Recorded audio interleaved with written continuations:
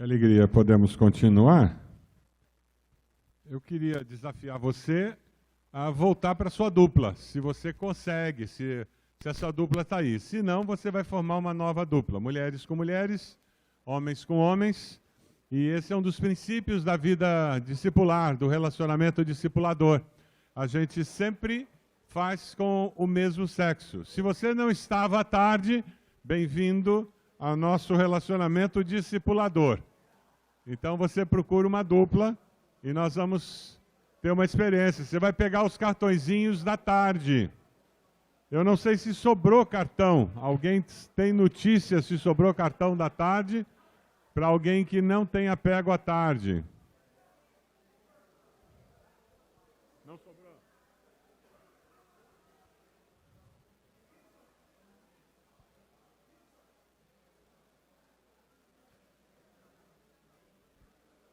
Eu acho que se a gente tiver falta de cartão, a gente pode trabalhar diferente também. Vocês vão ver como funciona.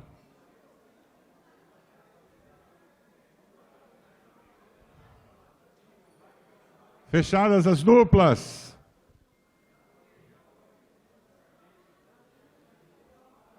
Antes da gente começar com o nosso RD, eu queria que você compartilhasse aí com essa pessoa duas coisas que você disse, já estou levando para casa, coloquei na bagagem hoje. Duas coisas, dois conceitos, duas ideias, duas decisões que você está dizendo para você mesmo. Estou levando para casa. Isso já está na minha bagagem. Vamos lá? Momento para você compartilhar com a tua dupla. Duas coisas que você está levando para casa. Vamos lá, rapidinho.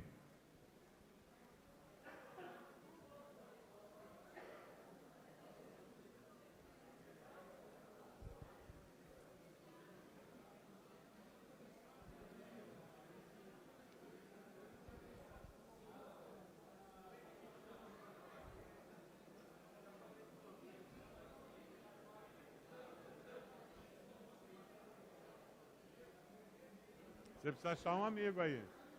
Precisa achar alguém.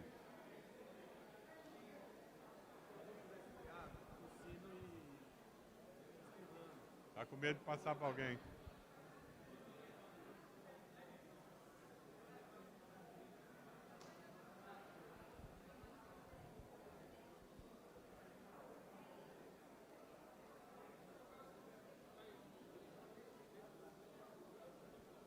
Eles me deram 50 minutos.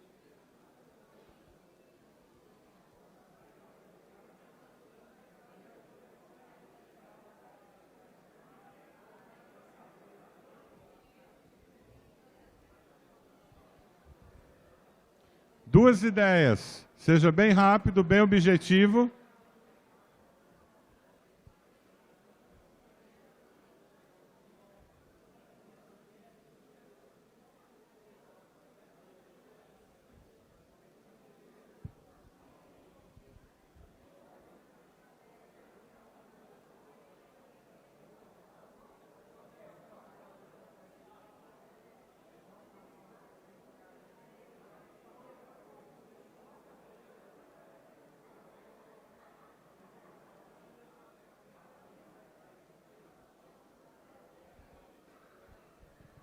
Mais 30 segundos e nós vamos terminar o tempo.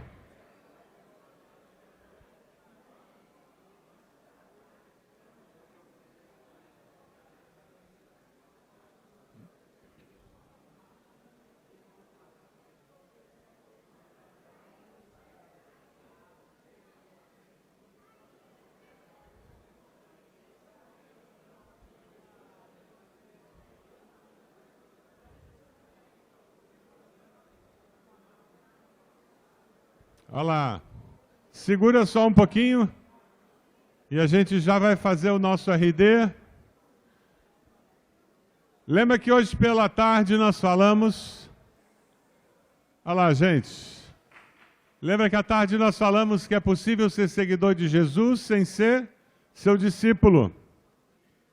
Discípulo é alguém que faz discípulo, que faz discípulo, que faz discípulo. E nós alertamos que você tem que ter cuidado com gente fingida, não é mesmo? Olha lá quanta gente fingida.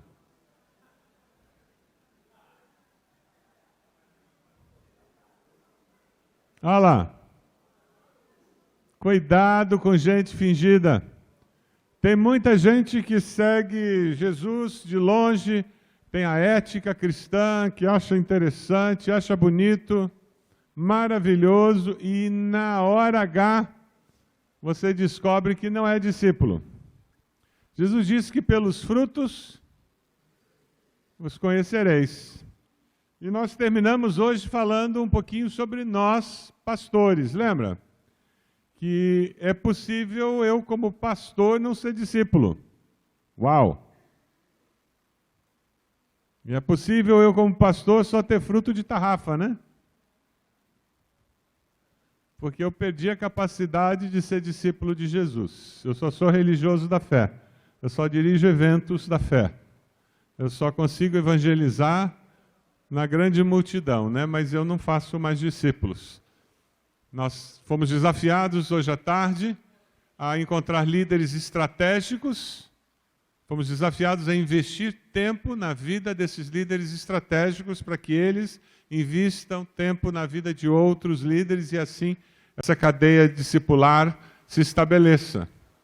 E nós também fomos desafiados a nós sermos discípulos que fazem discípulos e começarmos a fazer discípulos para Jesus ao nosso redor. Eu queria que a gente abrisse a Bíblia lá em Lucas 14. Lucas 14, nós vamos encontrar Jesus falando sobre o que significa segui-lo. Existe um movimento de Deus no nosso meio batista, eu não sei se você está experimentando esse mover de Deus, mas ele existe e está em todo o Brasil batista, no interior, nas capitais, em igrejas grandes, igrejas pequenas, igrejas ricas, igrejas pobres. Está acontecendo em toda parte. Se você ainda não foi exposto a esse mover de Deus no meio batista, eu quero desafiar você a encontrar uma maneira de visitar uma igreja que está experimentando isso. Igreja multiplicadora não é um pacote, não é. É um retorno aos princípios bíblicos. Existem pessoas falando de igreja multiplicadora como se ela fosse um pacote. São pessoas que não entenderam nada. Leram os livros, participaram de eventos, mas não entenderam nada. Igreja multiplicadora é retorno a princípios que nós batistas sempre cremos. Sempre tivemos na nossa declaração doutrinária. Mas por alguma razão, ao longo da história, nós paramos de dar a ênfase adequada e paramos de praticar. Nunca dissemos que não acreditamos nisso, mas paramos de praticar. Coisas como o discipulado, que nós falamos hoje à tarde. E transformamos uma doutrina bíblica numa doutrina batista, que discipulado é para crente se preparando para batismo. E no deturpar esse princípio bíblico, nós perdemos a essência e perdemos a experiência. E a gente está num processo de resgate dessa beleza, dessa dinâmica bíblica, da força que o discipulado tem. Existem sinais de vida na comunidade batista em todo o Brasil. E você pode experimentar isso. Se você ainda não viu, veja, abra os olhos. Porque está acontecendo, não deixe passar perto de você sem você ser abençoado por isso. Lucas 14, 25 a 35, se você se conectou a esse texto, ele diz: uma grande multidão ia acompanhando Jesus, este voltando-se para ela disse: se alguém vem a mim e ama seu pai e sua mãe, sua mulher, seus filhos, seus irmãos e irmãs e até sua própria vida mais do que a mim, não pode ser meu discípulo, ponto. E aquele que não carrega sua cruz e não me segue, não pode ser meu discípulo. Ponto. Aí ele conta duas histórias. Qual de vocês, se quiser construir uma torre, primeiro não se assenta e calcula o preço para ver se tem dinheiro suficiente para completá-la? Pois se lançar o alicerce e não for capaz de terminá-la, todos os que a virem rirão dele, dizendo: esse homem começou a construir e não foi capaz de terminar. Ou, Qual é o rei que, pretendendo sair à guerra contra outro rei, primeiro não se assenta e pensa se com 10.000 homens é capaz de enfrentar aquele que vem contra ele com 20.000? Se não for capaz, enviará uma delegação, enquanto o outro ainda está longe, pedirá um acordo de paz. Da mesma forma, qualquer de vocês que não renunciar a tudo o que possui não pode ser meu discípulo. Ou seja, planeje-se, organize-se, pense antes de tomar uma decisão, de assumir um compromisso. E ele termina esse texto dizendo: o sal é bom, mas se ele perder o sabor...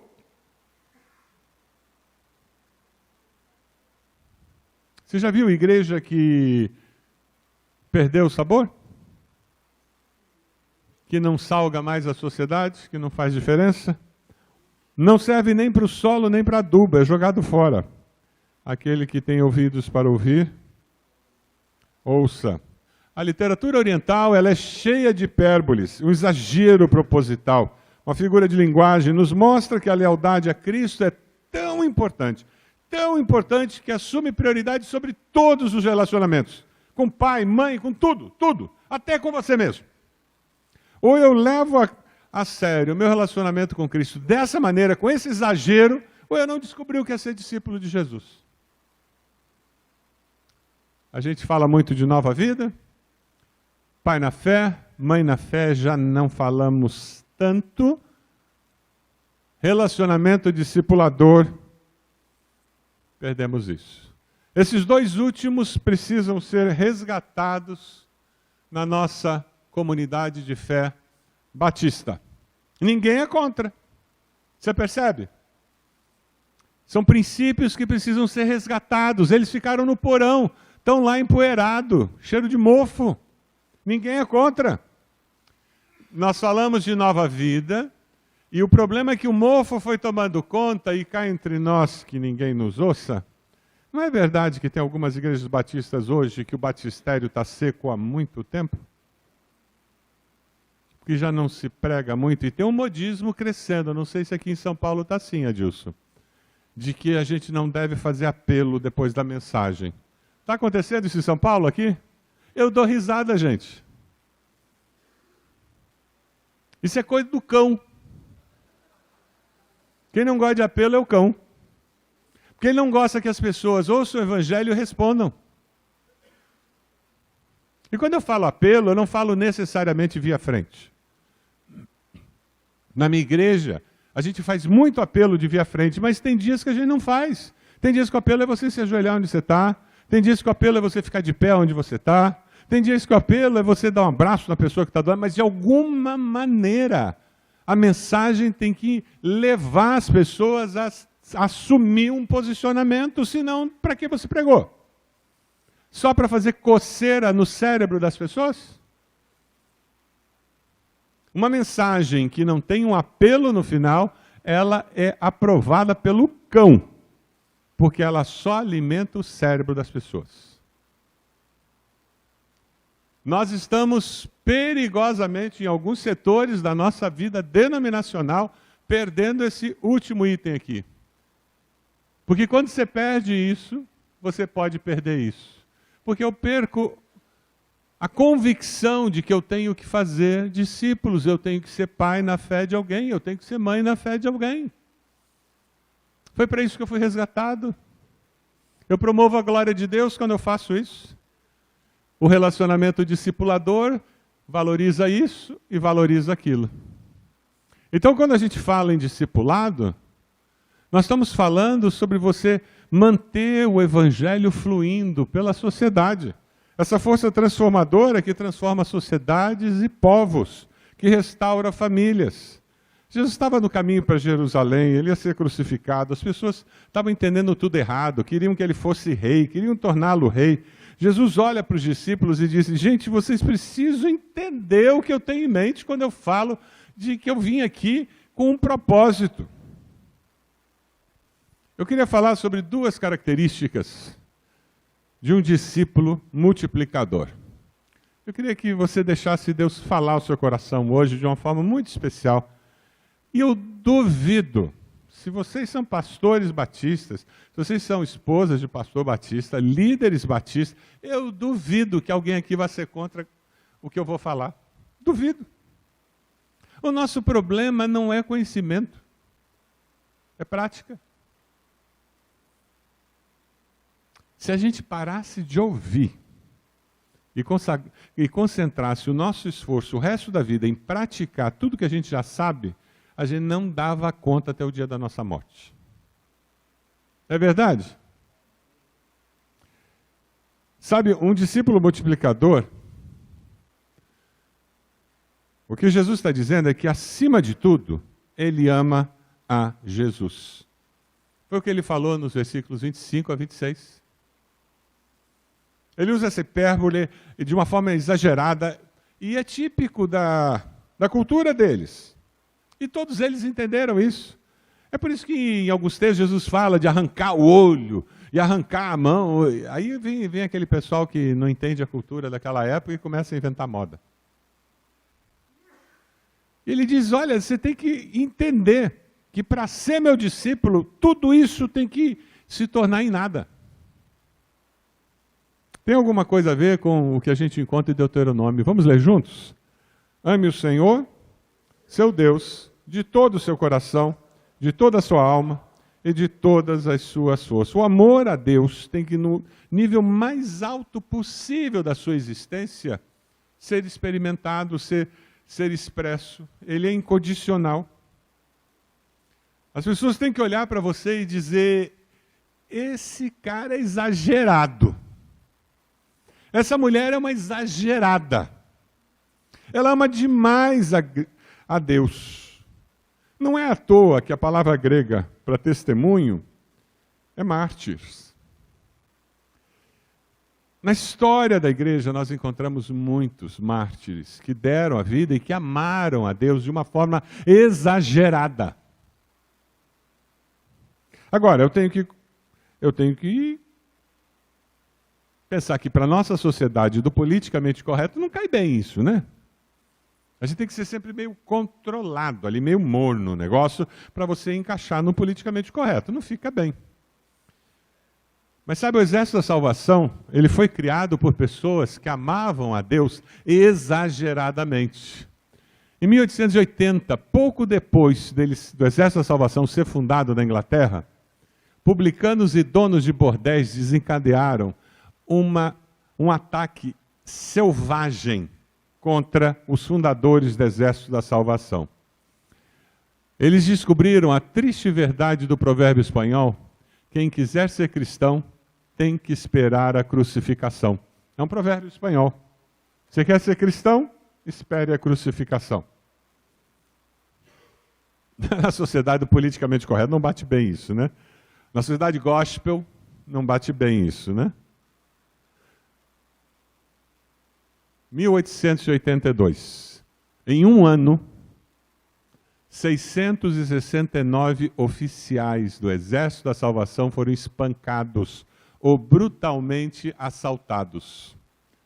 Durante uma década, a década de 1880, os salvacionistas, quando eles dedicavam seus filhos, eles confessavam que estavam prontos para vê-los sendo desprezados, odiados, amaldiçoados, espancados, chutados, aprisionados ou mortos por amor a Cristo.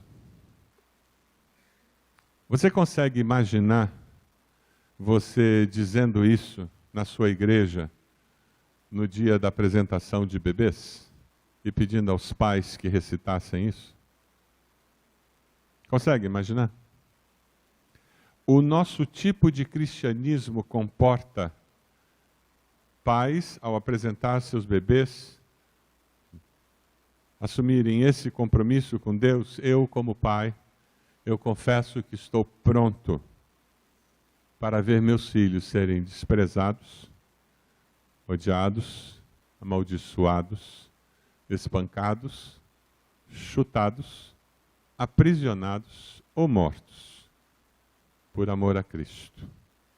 Pode orar pelo meu bebê, pastor.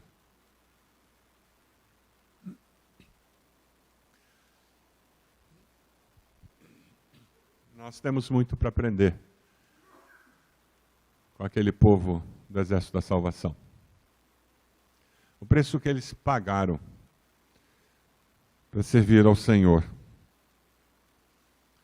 As nossas igrejas, escravas da classe média, escravas do comodismo, escravas do politicamente correto, abençoados pela liberdade religiosa do nosso país, será que nós estamos dispostos a sofrer por Cristo?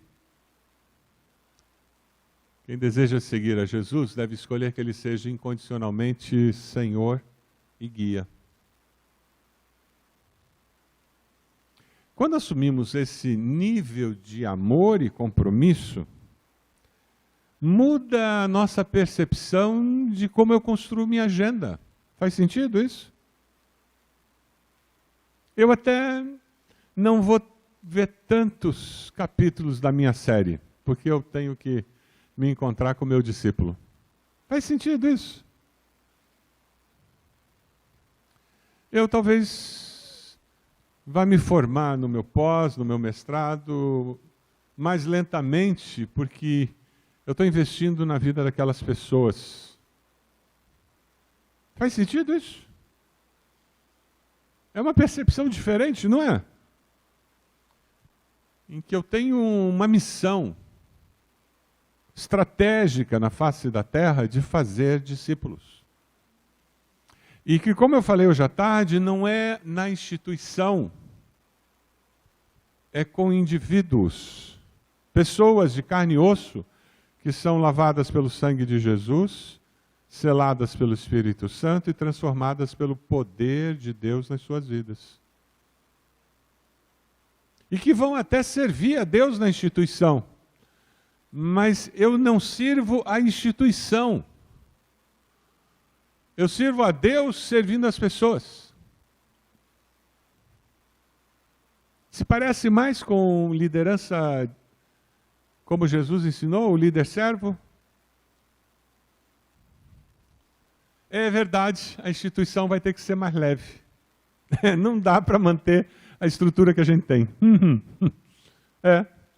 Nós vamos acabar com algumas ordens, algumas associações, alguns departamentos, a gente vai vender prédios. Para que precisa tudo isso? Desculpa, para quê?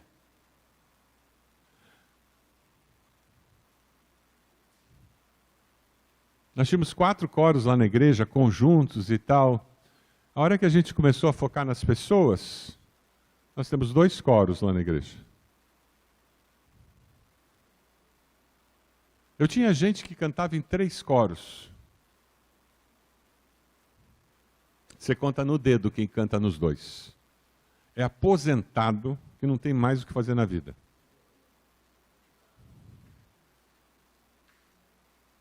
Porque se a pessoa tem que escolher, eu digo, você vai fazer discípulo ao invés de cantar no coro. Não tenho nada contra coro, coro é a bênção. Mas nós não fomos salvos para cantar no coro. Nós somos salvos para fazer discípulo. Depois a gente canta no coro. Nós não fomos salvos para participar de 20 comissões na igreja e mais 10 na denominação, me desculpa. Isso é engano de Satanás para ocupar a sua agenda. Mas aí você tem que enxugar a denominação. Ela tem que ser mais simples. Se você não leu o livro Essencialismo ainda, leia.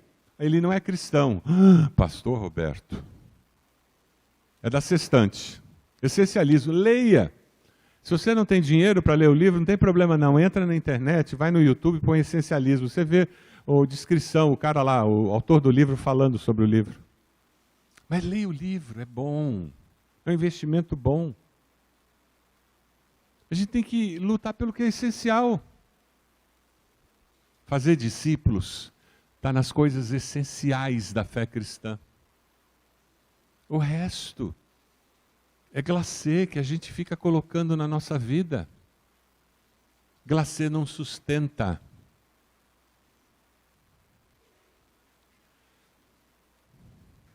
Talvez vocês nunca mais me convidem para falar em São Paulo. A pergunta é, você está disposto a pagar o preço para ser discípulo? Tem um preço. Vocês podem fazer um favor de pegar o cartãozinho azul, vocês que estão com o cartão? Alguém não tem cartão, levanta a mão. Ah, os descartonados. Alguma dupla que não tem cartão, levanta a mão. Tem dupla que não tem cartão. O que eu vou fazer? Você que não tem cartão, eu vou ler uma pergunta e vocês vão conversar sobre essa pergunta aí, tá bom? Pessoal que tem cartão, viaje na maionese. Pessoal que não estava aqui à tarde, esses cartões nós usamos no Vida na Vida, na igreja. É uma forma de você começar a conversa quando você está começando a fazer RD com alguém. São 4 cartões que ajudam você a engrenar esse relacionamento discipulador. E depois vai ficar mais fácil, porque você vai se encontrar com a pessoa e você vai estar tendo um relacionamento e você conversa. Com amigos você conversa sobre tudo. Você conversa sobre vida. Você passa a vida e você está passando a vida cristã para aquela pessoa. Primeira pergunta do cartãozinho azul aqui, vai lá. Eu dei atenção apropriada à minha família? Como está meu relacionamento com meus pais? Como demonstrei amor ao meu cônjuge, esposo, esposa, se casado? E como me relacionei com meus filhos? Vamos lá, vamos conversando. Daqui a pouco eu leio a segunda pergunta para quem não tem cartão.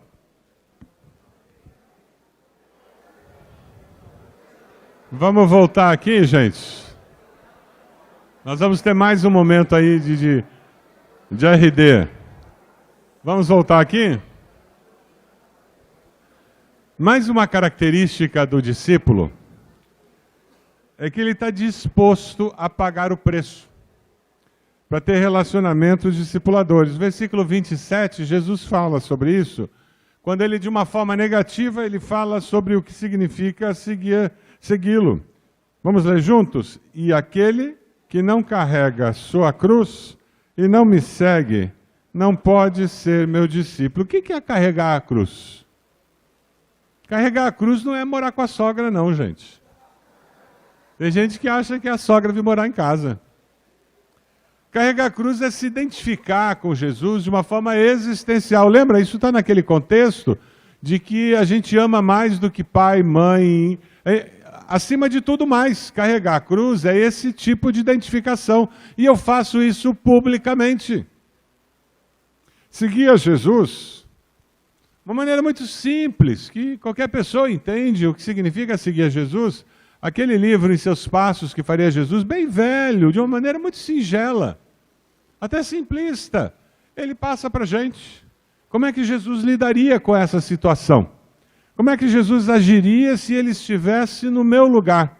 Uma pergunta muito simples. Mas é uma pergunta muito clara, muito objetiva. Quais os valores que Jesus usaria para tomar essa decisão aqui dentro de casa? Quais seriam os valores éticos que Jesus usaria nessa situação lá na empresa? Quais seriam os princípios que ele aplicaria nessa situação que nós estamos vivendo aqui na igreja? Quais os princípios que ele usaria para resolver esse problema de conflito que nós estamos vivendo? Seguir a Cristo é você assumir existencialmente que você é discípulo de Jesus. Deus está construindo em nossa igreja uma geração de discípulos que negam a si mesmo e tomam a cruz. Infelizmente, eu tenho descoberto na nossa igreja alguns irmãos que não querem isso.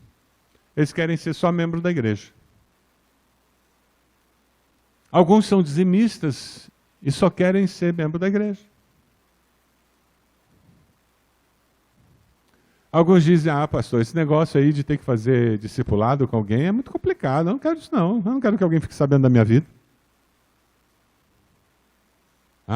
Tem que cuidar de pessoas, pastor. Esse negócio dá trabalho. Dá mesmo. Ele prefere ser professor numa classe, porque ele prepara a lição, e ele é bom nisso. Vai lá, blá, blá, blá, blá, blá, blá, blá, blá, blá, blá, blá, blá, blá, blá, faz uma oração e vai para o culto. Aí sabe o que aconteceu lá na igreja? Nós não temos mais esse tipo de classe. Todas as nossas classes são andragógicas. Você fala 10 minutos, passa 15 minutos discutindo, fazendo alguma atividade, porque o adulto aprende fazendo, falando. O adulto não aprende ouvindo. Sabia disso? A gente gasta um tempão preparando o sermão, né? Uma pessoa muito interessada na nossa congregação vai ter retenção de uns 9% do que a gente falou. Os muito interessados, daquela trabalheira que a gente teve. Porque o adulto não aprende ouvindo. Ele aprende falando e ele aprende fazendo. Aí esse irmão que, para ele, seguir Jesus era dar aula na escola dominical desse jeito, ele entrou numa crise evangélica. Alguns deles foram para outra igreja. Alguns descobriram que existia algo novo na vida cristã que eles não sabiam. Num congresso Multiplique, lá de Águas de Lindóia, nós tivemos o testemunho de um pastor que estava se aposentando, quando ele começou a fazer pequenos grupos na igreja dele e começou com um relacionamento discipulador. E ele foi lá dar testemunho. Sabe o que ele disse? Vou me aposentar mais não, esse negócio está bom demais. Eu não sabia que dava para ser assim. Ele descobriu a alegria de ver novos crentes chegando, a alegria de ver membros antigos dispostos a servir. Deus está construindo. Aquilo que aconteceu com Barnabé e Saulo, que nós vimos hoje, ele pode acontecer na vida de qualquer um. A questão é que a gente tem que ter compromisso. A gente tem que ficar esperto porque Deus está agindo. E Deus vai agir. Se eu ficar à margem do agir de Deus, eu perco a bênção do Senhor. Estados Unidos, eles tiveram 2 grandes avivamentos na história do país americano. O primeiro grande avivamento nos Estados Unidos, os batistas ficaram à margem, a convenção batista. Eles disseram, isso aí não é coisa séria, isso aí não é coisa de Deus. Graças a Deus, alguns anos depois veio uma segunda onda, que é conhecido como o segundo grande avivamento. Sabe o que os batistas fizeram? Eles pularam dentro e surfaram naquela onda. Foi a partir desse segundo grande avivamento que surgiu a Convenção Batista do Sul dos Estados Unidos, que foi a convenção na história mundial que mais enviou missionários para o mundo todo. Se transformou na maior convenção do mundo. Nosso trabalho batista aqui foi tremendamente influenciado e abençoado. Porque um dia, aquelas pessoas viram o mover de Deus e disseram, não estou entendendo tudo, mas tem uma coisa que eu consigo perceber. Aí tem mão de Deus e eu não vou ficar de fora.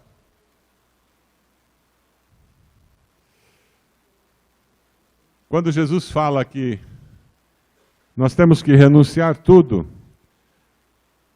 é até a nossa segurança eclesiástica, metodológica, denominacional.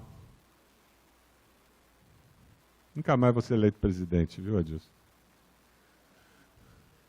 Mas é isso que Deus espera de nós. É isso mesmo.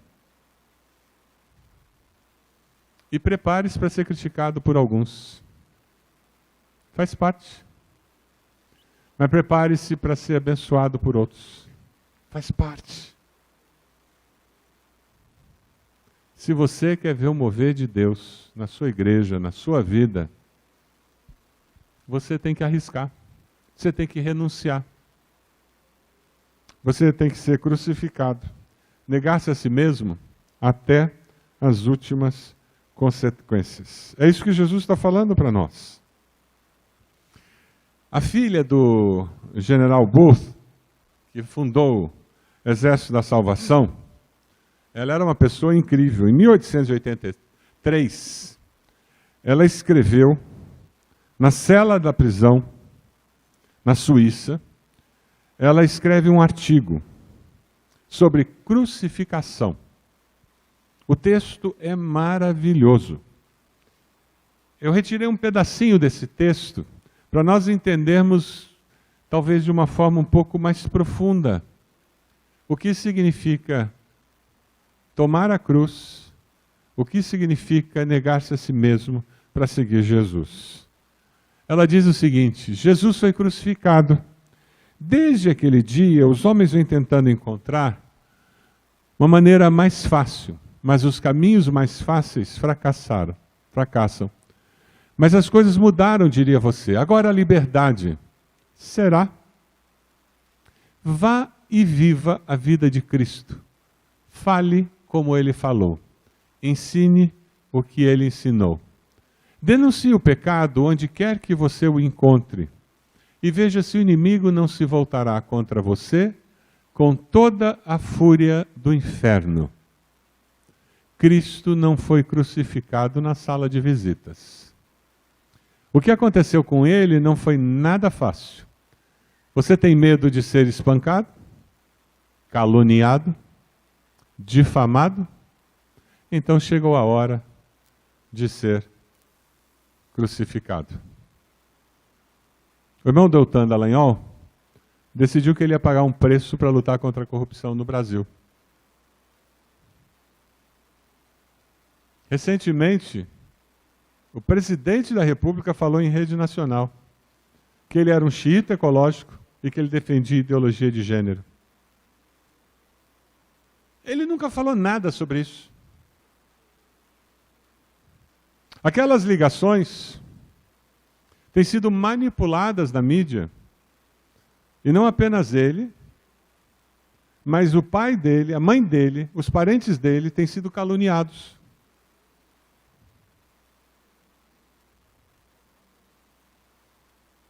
Quando alguém me pergunta se é verdade o que a mídia está falando sobre ele, a minha resposta tem sido muito simples.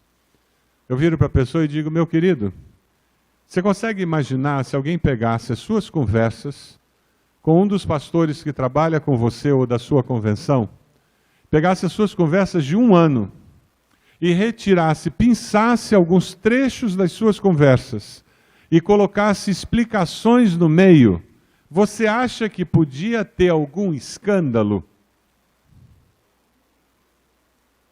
Porque foi isso que foi feito. Foi isso que foi feito.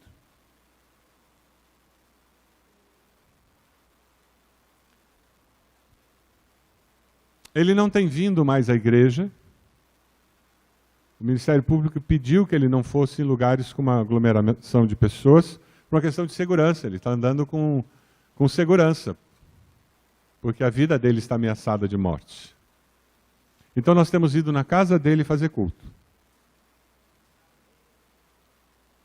E a ideia é ajudá-lo a sentir-se amado pelo corpo de Cristo, amparado pela igreja do Senhor, para que ele persevere como discípulo de Jesus. E é isso que ele tem feito. Caminhando com ele, eu sei que ele não tem cor partidária, ele não tem partido político, mas não é o que a mídia está vendendo. Se você vai lutar por convicção, se você vai lutar por verdade, prepare-se para ser atacado. Prepare-se para ser atacado. A nossa igreja foi atacada porque nós cremos que uma igreja tem que influenciar a sociedade. E por isso que nós começamos movimentos como o MUD, como Poli Desperta, como A Vida Não é Droga, e tantos outros movimentos sociais começaram na igreja, assim como nós começamos movimentos missionários na nossa igreja. E enquanto eles não tinham pessoa jurídica, enquanto não tinham condições de sustentar, eles usavam nossas dependências, alguns deles. Outros só usaram o nosso endereço.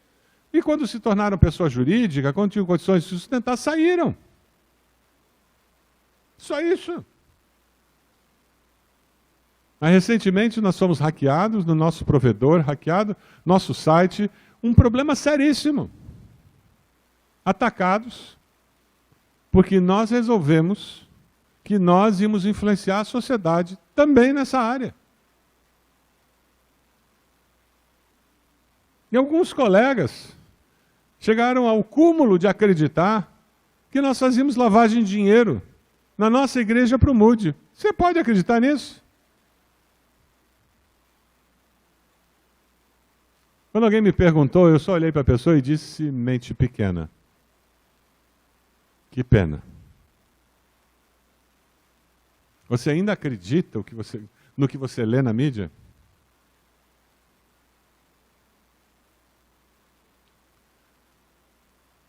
Mas nós não vamos parar.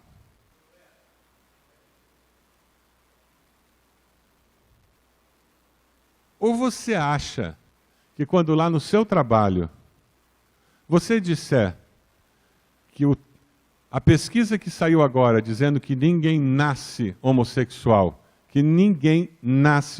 a hora que você falar que você acredita assim, o povo vai abraçar você e dizer, você é tão inteligente. Você acha? Ser discípulo de Jesus e tomar a cruz é se identificar claramente com Ele, até nos assuntos controversos.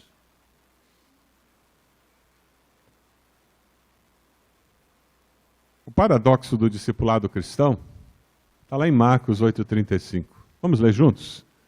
Pois quem quiser salvar a sua vida,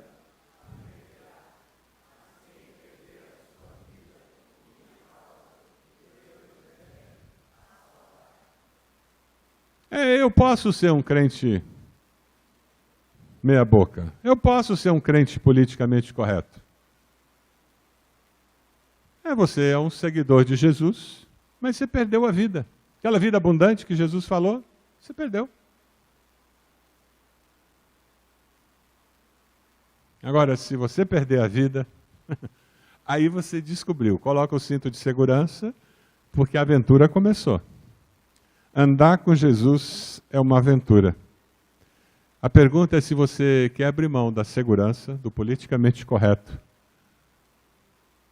para ser discípulo, que faz discípulo, que faz discípulo. É o único jeito de nós impactarmos a sociedade e transformarmos a nossa sociedade. Tem muita gente ao redor do mundo fazendo isso nos dias de hoje. Eu queria compartilhar com vocês um vídeo, eu acho que vai abençoar o coração de vocês.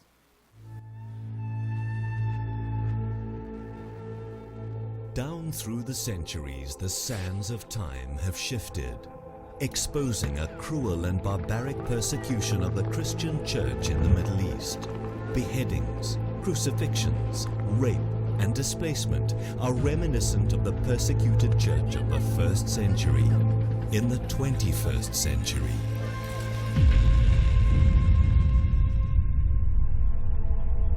يعني في اضطهاد جامد عليهم، في اضطهاد، ما كانش خطف، في غير قتل، في اي حاجات وحشه. قال لهم ايوه انا مسيحي. راح بعد كده راح ضربوا خرطوش، جوزي عينه خد خرطوش، خد واحده هنا واحده هنا واحده الحته دي، يعني خد 6. عشان انا مسيحيه اضطهاد، بيضطهدوني دول عشان انا متمسكه بديني، فمعايا جوزي راح سبب كده برضه في مسيحي. Persecution can go from being arrested, believing in what you believe in. It can go even worse, of killing, of beheading. Our weapons as Christians is to love them and to forgive whatever they did for us. احنا المسيح علمنا المحبه وعلمنا التسامح وعلمنا الغفران، فلازم نغفر له. هي دي حياتنا في الدنيا، هي دي رساله بنديها، رساله عايشين عشانها. لازم نعرف الناس التانية ازاي ان احنا ولاد المسيح. The more they are persecuted, the more they love. It's so encouraging and it's worth everything. Our life, our possession, everything.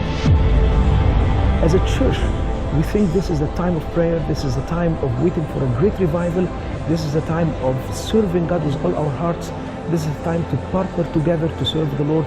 It's very important that the persecuted church knows that there is other churches, other Christians all over the world praying for them. ربنا قال ادعوا له في وقت الضيق انقذك فتمجدني، فهو الصلاه اسلم حل لمشكلتنا احنا. صلوا من اجلنا، من اجل ان يتمم الله عمله معنا. Pray for a revival, pray for visitations, pray for God to show himself, pray for many people to see visions and dreams about Jesus, pray for the walls to fall, so the light will come and the chains will fall. Pray for freedom for people to choose and to know more about the eternal life. While ISIS and other militant extremists try to silence their voices, the Spirit continues to move. In the face of such persecution, the body of Christ needs an army of prayer warriors, men and women willing to make sacrifices, to rebuild and restore, to give humanitarian aid, and to raise international awareness and prayer. These will be the acts of love and service that Jesus commended when he said, "Whatsoever you did for the least one of these, you did for me."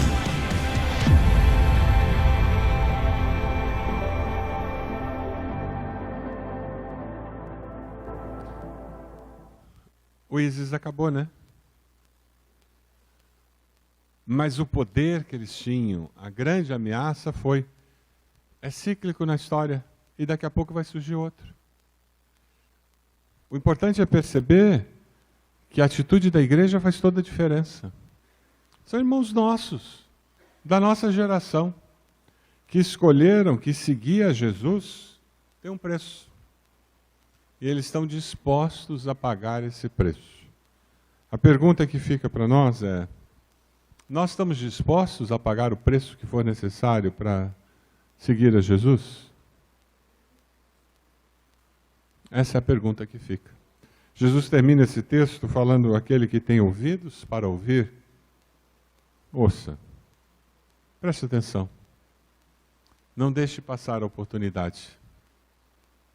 Não deixe passar a oportunidade. Você pode abaixar sua cabeça? Temos uma vida para viver, uma vida para investir, uma vida para gerar discípulos, ensiná-los a serem discípulos, que fazem discípulos, uma vida para viver, negando a nós mesmos, uma vida para tomar a cruz, uma vida para seguir a Jesus. Hoje pela manhã nós ficamos de pé dizendo, eu quero fazer discípulos que façam discípulos. Hoje de manhã nós colocamos diante do Senhor um grupo de líderes estratégicos que nós queremos alcançar. Hoje pela manhã nós pedimos a Deus que Ele nos ajudasse a atingir esses líderes. A minha pergunta é se você está disposto a confirmar essa decisão. E a dizer, Deus, eu vou pagar o preço que for necessário para ver o meu ministério diferente, porque eu vou começar a ver a minha vida de uma forma diferente. E eu vou começar com relacionamentos discipuladores, fazer diferença na vida de pessoas. Se é uma decisão que você toma, você pode colocar-se de joelhos onde você está, com esse gesto dizendo, pastor, eu vou fazer isso, eu vou começar a discipular pessoas, eu vou levar esses cartões, eu vou xerocar, eu vou copiar, eu vou tirar foto, mandar pelo celular, mas eu vou começar a ter discípulos, eu vou ensinar esses discípulos, eu vou estimulá-los para que eles tenham outros discípulos, e aquilo que a gente fizer, eu vou estimulá-los para que ele faça com outras pessoas, e assim nós vamos começar na nossa igreja um movimento de Deus. Para que nós tenhamos discípulos que façam discípulos, que façam discípulos. Eu vou assumir esse compromisso de pagar o preço que for necessário para me identificar com os valores da cruz.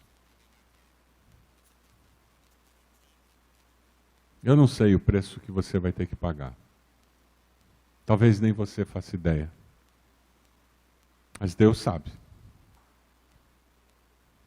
E Ele já está preparando tudo para que você tenha uma experiência de vitória, de perseverança, uma experiência incrível com Deus, através do que vai acontecer na sua vida. Nosso desejo, Deus, o nosso desejo É poder dizer que nós amamos ao Senhor acima de todas as coisas. Mais do que nossa família, mais do que nossa igreja, mais do que nossos bens, mais do que nossa reputação, mais do que a nós mesmos. Ó Deus, nosso desejo é dizer que nós decidimos tomar a sua cruz e seguir ao Senhor Jesus, pagando o preço que for necessário para sermos encontrados fiéis. Ó Deus, oramos por irmãos queridos nossos que chegam ao ponto de dar a própria vida espalhados ao redor do mundo. Que eles perseverem na fé, Senhor. Oramos, Senhor, por nós, que desfrutamos de tanta liberdade, mas que, independente dessa liberdade, estejamos dispostos a enfrentar e sofrer o que for necessário para sermos sal da terra e luz do mundo, onde quer que nós estejamos. Pedimos a tua bênção sobre cada um de nós. Nós oramos no nome de Jesus. Amém, Senhor. Amém. Que Deus nos abençoe.